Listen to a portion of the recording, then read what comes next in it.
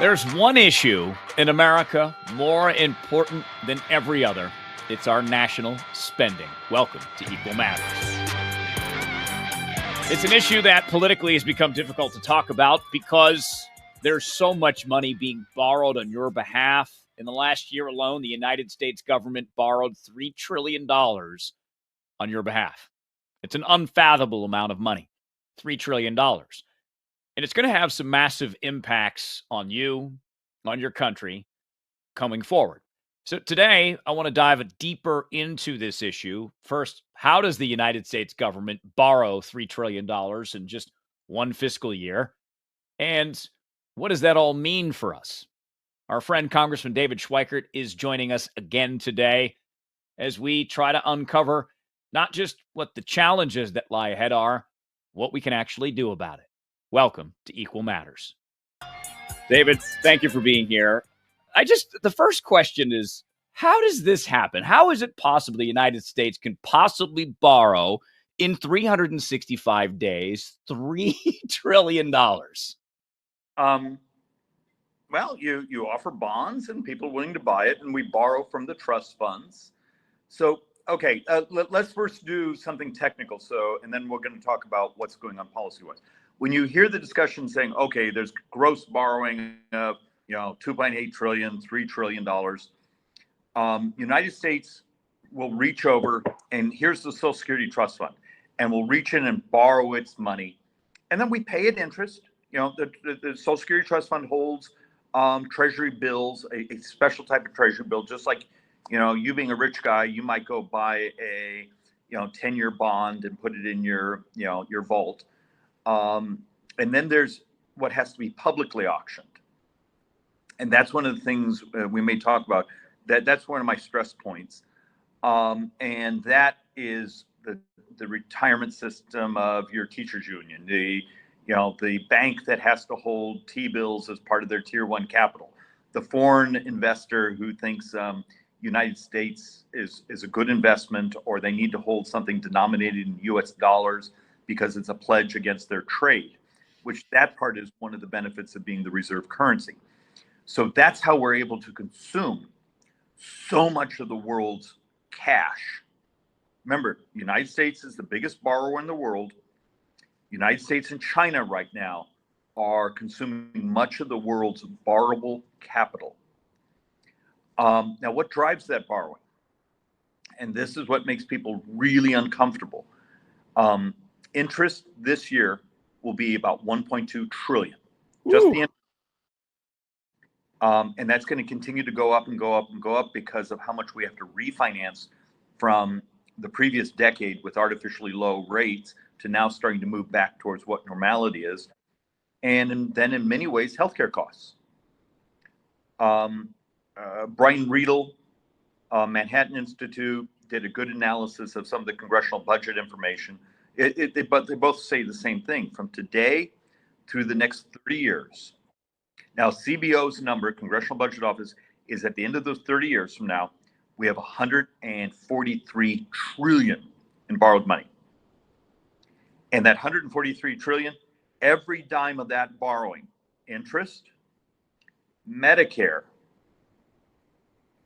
and then if in 9 years, 10 years, when the Social Security Trust Fund is empty and seniors are about to take a 22, 23, 25% cut in their check, that we reach into the general fund and make that up. And that would be also with borrowed money. So it's demographics. And that's actually why it's so hard for the political class to tell the truth. We got older as a population. I mean, we're almost on the cusp of 1 in 6 of Americans being 65 and up. That's a lot. So the resources are going then towards that versus the future investments. But who benefits, Congressman, from all of this borrowing? At $3 trillion, that's a lot of money. And how intertwined is it into the economy? It's actually, okay, you're actually, believe it or not, you're asking actually something people write their PhD theses on. So let's spend the next 6 hours talking about this. Now, I'm going to take you 2 different directions, but both will make sense. We've been working with and this is fairly highbrow stuff. You're not going to typically get from an idiot congressman office. Trying to understand inflation in the United States. And there's this argument out there that Fed has raised the rates. They've also been pulling liquidity out of their portfolio, trying to basically squeeze out excess cash, chasing too few goods and services. Basic definition of inflation. At the very same time, what the Democrats did in their first 2 years of the Biden administration when they controlled the government is this sort of planned economy, this industrial policy they engaged in, Inflation Reduction Act, which is Orwellian name, but even things like the CHIPS Act, these other things are substantial portions of cash from Treasury going out to industry. If you make solar panels, if you build batteries, if you agree you're going to build a new chip plant, in many ways, we in Arizona are the beneficiary of some of this, but our retirement accounts and our kids and our grandkids and our great grandkids are the ones who are going to pay back the borrowing. So on one side, what Congress is doing, and then the borrowing, when we're pumping out functionally 1.2 trillion in interest payments, is so that Feds try to pull liquidity out and Congress is pumping it in. So we're at odds with each other. And that's actually, for those who used to, bathe in the monetary argument of inflation, it's just pure cash. Well, it turns out it's also congressional policy of borrow and spend, and then the cost of that borrow and spending, which is the financing of the borrowing. Who benefits? Every dime of defense, if you're going to look at my little wheel chart, every dime of defense is on borrowed money. Every dime of non-defense discretionary, the Park Service, the EPA, the State Department, all these things you think of as government is on borrowed money. And depending on where the chart is right now, $300, $400, $500 billion of Medicare is on borrowed money. So every dime for a Congress get to vote on is now on borrowed money. It's almost unfathomable to think that way. Let's paint a scenario, if we could, Congressman, you mentioned that in about 8 or 9 years, senior poverty will double because the Social Security Trust Fund will be gone. It'll be exhausted. But let's paint a different picture. So I'm about to be 46. What if nothing? I know, right? Although it's all of a sudden, it's like, what happened? How do you get to be mid 40s? Where did life go? Nonetheless, be my age and still have young kids, and true. My age, so well, and that is the secondary part of this question. So if nothing changes, well, let's start with you. You are, a little over my age. We'll say that. So what happens to people in your age group, right? So heading towards retirement age, what happens to people like me at 46 in 20 years? And then let's talk about your kids who are both below the age of 10. Yeah. If nothing changes, what does the future look like? I have a little boy that's 23 months and a little girl that's 8 years old. And they're biological brother and sister on the mom's side. In most fun, greatest thing, dear Lord had a sense of humor because we spent a decade trying to adopt. My little boy, when he turns 23, I think is my math now, maybe 24, to United States taxes, every single tax will have to have been doubled just to maintain baseline services. And the reason I say it that way, it's easier to fathom. For those of us who want to go into, you want to retire one day, will we have to have a whole new regime of taxes on your retirement savings to maintain these things? Will we have to have a system of much slower growth, much higher debt? Remember, healthcare was our primary driver in Medicare. The moral issue we're sort of going with is, and it's almost mathematically bulletproof now. My kids will live in a less prosperous America than I got to live in, because the borrowing today. Remember, what is a debt? It's consuming something today and letting the future income pay it back. You're peak earning years, you're still just a few years from that. And as you know, tax rates go up next year. It's already the law. So one of the great battles going into 2025 is you have almost just slight of $400 billion tax hikes. So for our average family in the Phoenix Scottsdale area, it's probably $1,800, family of four, $1,800 in additional income taxes coming. And that's already the law. How do you deal with that? And then how do you do it in a way where you can base broaden so you grow the economy, but not grow the debt? So that's about four answers all woven in together. What we're doing to our kids, to your retirement, is immoral. We know where the drivers of the debt are. It's healthcare and interest. You and I could actually do policy, not cuts, not rationing, policy to disrupt the cost and the growth of the cost of healthcare. But you got to be willing to adopt technology. You got to be willing to push forward on cures. Turns out cures are amazing economics. When you end someone's misery, and they also are able to leave the healthcare system. And right on the side of me were my joint economic economists. In the next couple of weeks, we will publish something that will either get the crap kicked out of me, or I will get people going, wow, that was bold. So you're going to get the first headline on this. We've been updating the cost of obesity in America. Uncomfortable to talk about, but it's stunning. It may be approaching $9 trillion of government spending over the 10 years. Single biggest thing you could do to reduce U.S. borrowing is help our brothers and sisters be healthier. I would argue it's moral. We actually look at I think we're going into the 5th year in a row where prime age males are dying younger. Drugs, and right above drugs, we believe it's actually healthcare issues associated with obesity. So I can define the problem, but I also can define all sorts of solutions. We did a series of presentations of how you could use technology, AI, other things, to dramatically reduce the size of the government bureaucracy.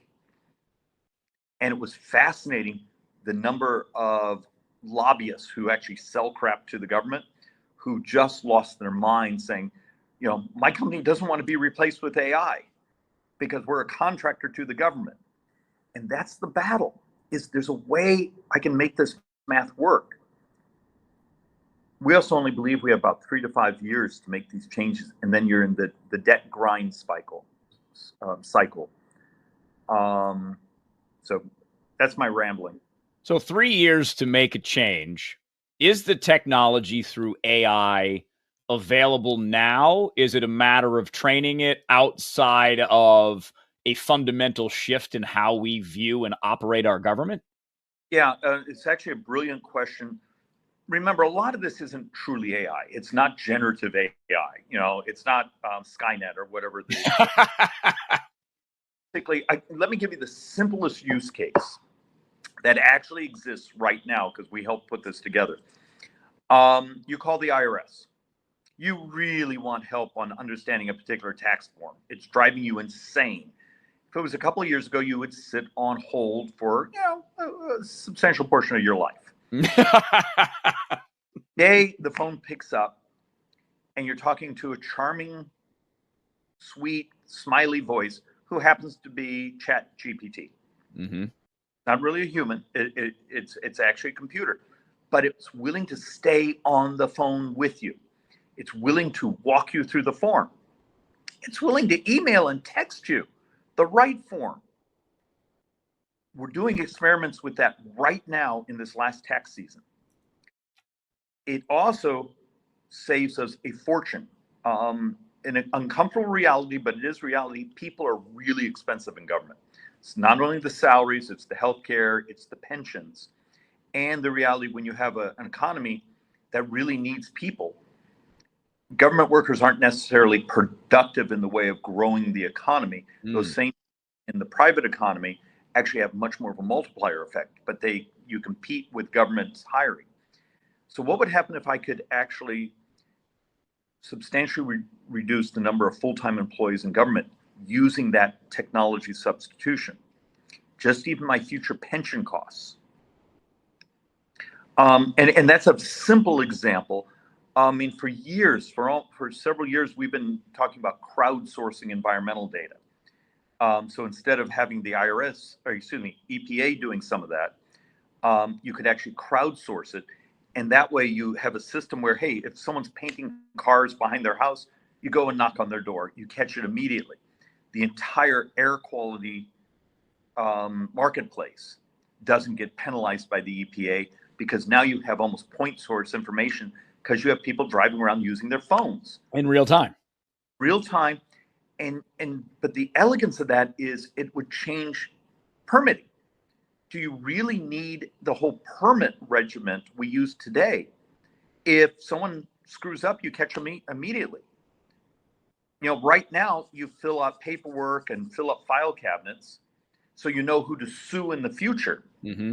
But if you had a system where if someone's screwing up, you catch it immediately and you fix it right then. Air quality is healthier. Businesses have dramatically less burden. File cabinets full of paper do not make the air quality better. Probably make it worse. Printing all that paper. But that's you use when you have traffic, you may hit the button Waze on your phone to see alternative routes and see the crowdsourced data of where traffic is going.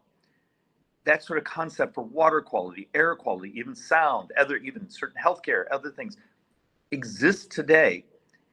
And there's an army of bureaucracies and some lobbyists who battle every time I try to do these types of bills to stop it, because it screws up their business model. Why do politicians resist this? Because I get the bureaucratic fight. I get the lobbying fight, because as you've explained to us here on Equal Matters and on our old show, Russell and Hunter, it's always about the money. Because if you're part of that system and money comes your way, you get that government contract, you don't want that to go away, because for you, it's already money set in stone. If that goes away, you got to figure out how to make money. So why is it that your fellow members continue to resist this? Is it because they're funded by the lobbies? Yeah, sometimes it's not about the government contract. It's the government regs create contracts. So in the talk to you about crowdsourcing air quality data. Okay, that was. I have a video on YouTube. All those things we worked out. We made a cartoon of how it works, and we got a knock on our door, and it was the organization of environmental engineers who go around to the motorcycle paint shop and this and that, and they certify their scrubbers, and then they get the $1,000, and saying they love the technology, but they're going to oppose it because it puts their business out of business. Mm-hmm. So understand it's there's amazing things out there. You had been shocked how often we're working on something that would cure a disease, trying to move money forward, get the FDA to do something faster. And very quietly, we will get those come in and do everything they can to write a paper to say, oh, we have questions on the efficacy of this technology and this, that, to slow it down. And it's not intellectually honest. What it is they don't want the competition to their income. Right, exactly. And because anytime there's a change, we as human beings naturally resist it. It's just kind of how we're programmed to it, especially if there's money and status involved. Yeah, and look, our sarcastic humor is that Blockbuster Video should have hired enough lobbyists and putting Netflix out of business. Right, exactly. Or they could have just bought it for $50 million back in the day and transformed into whatever they wanted to. With the missed opportunities there. So let's dive into these solutions here, because my optimism is starting to wane. So for 25-ish years, I've been covering American politics, and I was always optimistic about what America represents in the path forward. But in that starting to wane and understanding that we're borrowing $3 trillion in a year, and that I'm just going to pull this slide up here to see here. Debt has increased, Congressman, 89% since the beginning of the pandemic. And I always kind of thought as we're going through it, that it is, we're getting bribed with our own money. So how do we become smarter as people and understand the games that are being played here? Oh, okay. Let's have a brutally honest moment. Stop believing crap. Stop believing folklore. When you have the member of Congress says, "I'm going to cut spending and balance the budget," there's a technical term for that. Oh yeah, they're lying to you. Brad says, "If we just tax rich people more, we'll be fine." There's a term for, oh yeah, they're lying to you. And let's walk through this, and this makes everyone unhappy. It's one of the reasons I'm one of the least popular members of Congress with their fellow members. And I love everyone.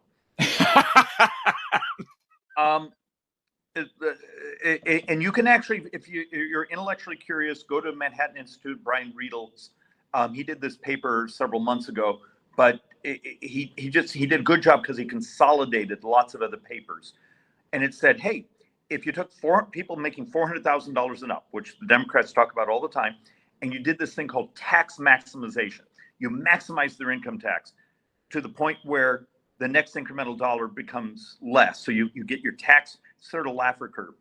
You can get them this rate, and then they're a capital gains tax and their estate tax. You just do all the taxes, and then you adjust for the economic effects. You get about 1.5% of GDP. Okay. For those of us who want to cut things, GDP is approaching about $30 trillion. So if I can get 1% of GDP, that's about 300 billion. All non-defense discretionary. So you tell me I can't touch mandatory, which means I can't touch Social Security, can't touch Medicare, can't touch Indian Health Service, or certain VA benefits, those things that are in the formula. Okay. And you can't touch defense. Then that would be reducing the size of government by about 30-40%. Now remember, much of that money in non-defense discretionary is transfers to your state, your local. We borrow it and then we send it to your community, which I think is it has an ethical problem because we're borrowing money to give it to entities that have their own taxing authority. But I can get about 1% in cuts over here in non-defense discretionary. So you got 2.5%. Great. We're borrowing almost 9% this year. So you see your math problem? The way you stabilize the borrowing is you change the cost of government. And you do it by revolutionizing the cost of healthcare, the adoption of technology to make government dramatically smaller. You also have to do other things that this is the sort of stuff that gets you unelected unless you have I'm blessed. I have a freakishly well-educated, smart district. But in the paper we're going to publish in a week or two, we're walking through the math on talent-based immigration. What the Biden administration's allowed at our border is waves and waves of very moderate to low skill individuals crossing the border. So we're crushing our own working people in America, particularly our lower skilled, poor, folks that had to, dropped out of high school or things of that. We're crushing their wage growth. It's immoral what's happening there, but there's great data that when you bring in talent-based immigration, we educate people in our universities and then send them home to compete with us, which is absurd. You actually grow wages because the higher talent skill sets actually create real economic growth multipliers. And so your domestic population actually gets wealthier when you bring in talent-based immigration. So my argument is you've got to do all these things. We have about 24 things. You got to do all of them, all at the same time. And if you did that by the end of the decade, I believe we could stabilize the debt. So is this really then a reimagining of American government and what it is? And is that the selling point that the government from 1789 to 2024 has worked fundamentally well as far as the country goes? So we need a version 2.0 of how government is. And then I'm going to add another question to that, if you don't mind, Congressman, as far as if those government workers are no longer in the government, what would the transition to get them into the private sector look like so that they can start producing for the economy and bringing the level of standard of living up for everybody? A resume. I mean, look, yeah, that's that's typical Democrat talking point is, well, these are jobs. They are jobs. They're really expensive jobs to the taxpayers. And the fact of the matter is, there's a reason major law firms all over the country no longer have legal assistants. They are using legal GPT. The other thing, it's really important. We need to talk about this, and it's uncomfortable. Primary driver of U.S. debt is our demographics. We got old. Our birth rates have collapsed. In 15 years, the United States has more deaths than births. Wow. And members of Congress don't like to talk about this because it's uncomfortable, but you got to plan for it. And that's why the adoption of the technology is so incredibly important. And you get people that are almost fearful of it, but yet, God forbid, you tried to take away their supercomputer in the palm of their hand called their phone.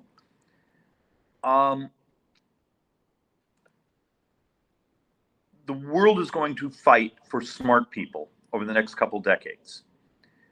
One of the things you have to be willing to accept is synthetic biology, AI, provide us an opportunity if we move with it. But you've got to redesign your expectations of government. Mm-hmm. Made it to this point as just the beacon of the world. The United States is an incredible power for morality in the world, economic growth, opportunity, those things. And sometimes we forget how important we are, not only to our own citizens, but to the world. But that's because we've also been remarkably flexible. We try all sorts of things, and when they don't work, we try something else.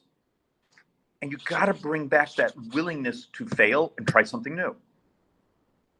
And as you become a country of sort of oligopoly sort of businesses, that creative destruction that has made us so nimble slows down that next generation of being remarkable.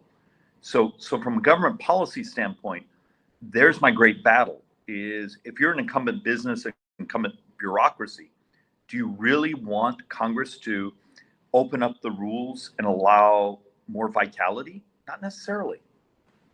Yeah. And other than that, it's too hard to compel all 336 million individuals to innovate on our own or to get healthier on our own. It just doesn't seem to work as well. I'm going to disagree with you a bit. We're human. We're Americans. Mm-hmm. We operate incentives and disincentives. So here's an example, and I get attacked on this one, but no one's been able to argue against it. It's ad hominem attacks. So in EBT cards, sort of our modern version of food stamps, is it moral to hand someone a nutrition support assistance and then say, go buy onion rings?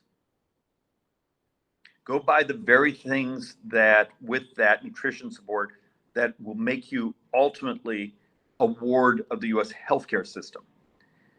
And so the willingness to change how we do agricultural incentives in the United States, or nutrition support in the United States, or even incentives to get healthier in the United States. And you get people saying, it's my freedom of choice. It is. You have I'm a huge fan, but part of that freedom of choice is, do you make your neighbors then pay for your future healthcare costs or your future this and that? And that's a transfer of, you want things, but you don't want to take the cost responsibility with it. Well, and you have a number. I was watching some of your floor speeches, and I've watched numerous of ones over the years. And the Medicaid numbers of Medicare of what I put in versus what I'll get back is what, 5-to-1 more in benefits than I pay in. So a point of reference for average American, the dollars you put into Social Security, you as a couple get every dime back, plus about a $72,000 spiff. It's a crap rate of return.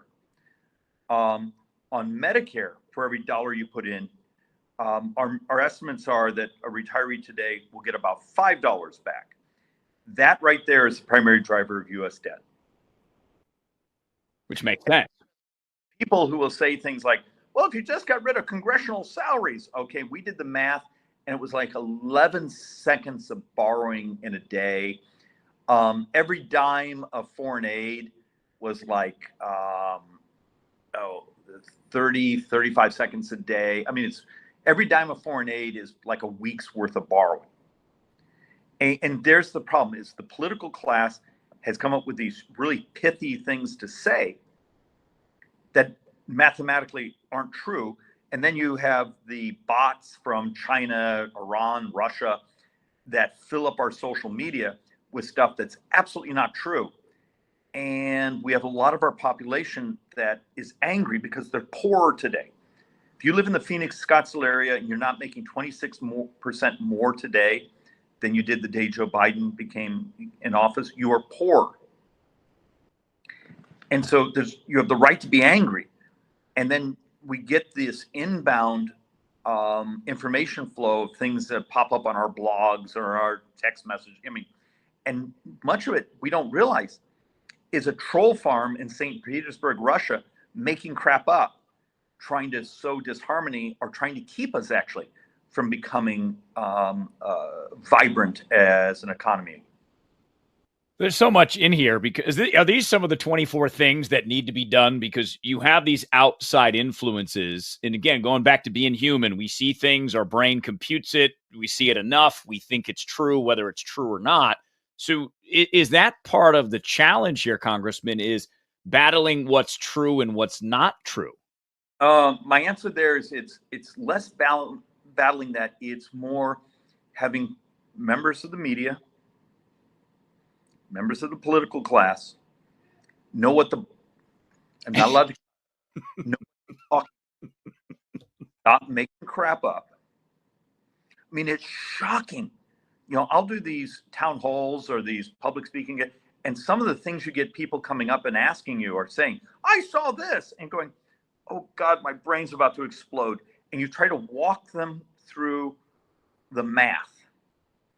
I did a presentation on Saturday, and I was trying to explain that one of the greatest threats to our country right now is the bond markets, because we have to borrow so much money. Small movements in the bond market, if they don't think we're being credible, cost us hundreds and hundreds of billions of dollars.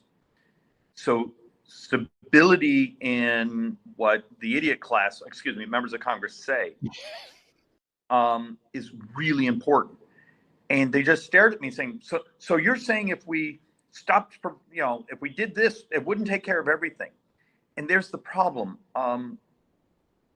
I believe we can knock down the propagandists by having media, political class know what they're talking about and say it over and over and over and be factually accurate. And I've always found that there are people that are interested in learning the truth. That's how I've always tried to approach my role in media, is to separate myself from everybody else, read below the headline, and really try to find the facts. As far as how well that worked, I don't know. Now, you think and remain optimistic that people at this point in time want to hear the truth, because I think many of us get that our prosperity, our country, are linked to the decisions and the spending that is done now. And policy, the way you bend policy isn't higher taxes. It isn't, there's a whole bunch of things we need to cut because it's wasteful and actually dragging the economy, but it's policy. Policy's complex and it's hard. And some people won't get what they want, and they're going to run really nasty ads attacking you. Guess what? You signed up for the job. That's what we do. And you got to, I believe, in the right direction. Yeah, there's hope. There's a way to get us there. But that's not necessarily how you run your political campaign. And you get too many people that once they're here, they have no time to actually read and sort of learn what they're actually talking about. So they go back to what they said during their campaign. And those actually set off lots of dopamine, but are not necessarily true. So of the 435 members of Congress, of which you are one, how many do you interact with percentage-wise that get it versus the percentage that rely on the campaign talking points and never advance their own knowledge beyond that? I was going to give you a really sarcastic answer. There's a lot of very good people here.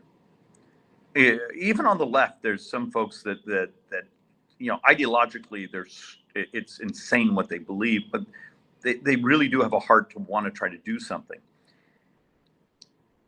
It's just the math is really uncomfortable because the math is so dystopian that it forces them to have to think about things that they don't know how to go home and tell their voters. And the voters get pissed off when you get up in front of a room and show the charts saying this is the driver of debt, because they want to believe it's not taxing enough rich people or it's foreign aid or this and that. And none of those things are true. And then you have the inbound stuff that comes in that's just fake. Mm-hmm. Look, there is hope. The only path there is to step up our game, have people act a little more intelligent, and the conservative industrial complex, which makes a lot of money on not necessarily telling us the truth. And these are my friends. That's the hard part. They need to give up some of their lobbying contracts and start caring more about saving the country. So, and with that, I have to now go into another meeting. Well, Congressman, I appreciate the updates. I appreciate the time. Most importantly, appreciate the efforts in trying to educate us as to what the challenges are ahead. So we'd love to continue the conversation. So go save the country. Thank you so kindly. Bye. It is rather unfortunate that a small number of members of Congress dive deep into the issue of our spending, like Congressman David Schweikert. But what's so great about the congressman is his optimism. 24 things that we can solve. We talked about it before here on Equal Matters with Congressman Schweikert, his unified theory.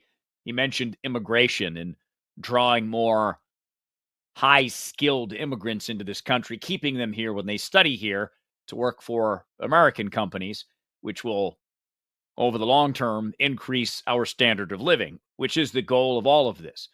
America has been the most prosperous nation of all time. We'd like to continue it that way. There are some things that we can introduce, such as the congressman talked about. AI, technology that could lessen the federal government payroll, which would go a long way into maybe not balancing the budget, but at least slowing down the borrowing. But here's the reality of how we change this country. The reality is that it rests in us, because we as voters like to be lied to. We like to pick our sides. Money doesn't know a side. Money is not Republican, Democrat. Borrowing certainly is not, because if you look at the increase in spending and borrowing since 2000, it is astronomical. The United States debt has gone up 89% just since 2020 during the pandemic, but it was already way up before that. But this is that awakening that we all have to have, because we are fundamentally what drives public policy in this country. We pay attention to a media that does us a disservice. We pay attention to things online that aren't real. We think that they're real, and we think that these distractions are the biggest issue out there of the day. Meanwhile, in 3 to 5 years, the only issue that matters is this borrowing, because everything is a product of that.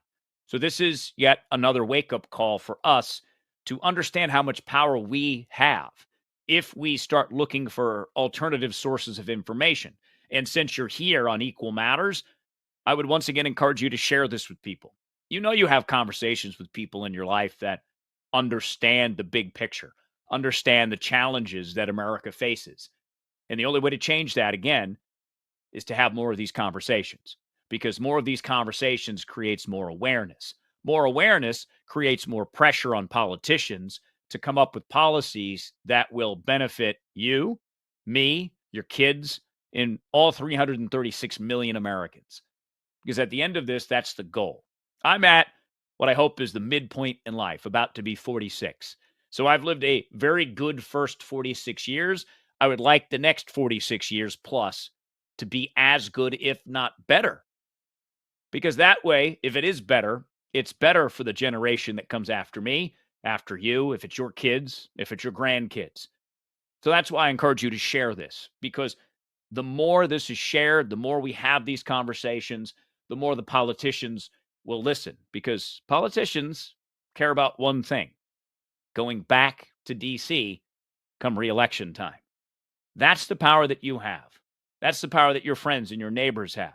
The power to re-elect someone or try something new. And it's time now to, at the very least, listen to the truth that our spending could bankrupt and ruin this country's productivity.